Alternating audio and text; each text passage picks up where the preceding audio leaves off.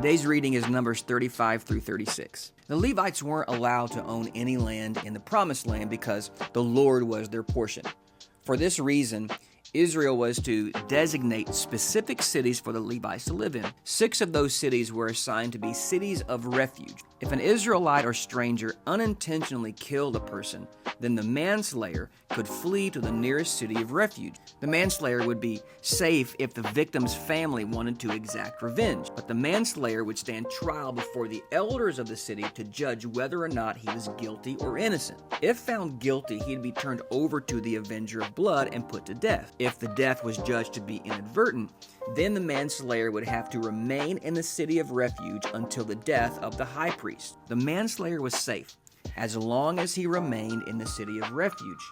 However, if he were to take one step out of the city, the avenger of blood would be free to kill him.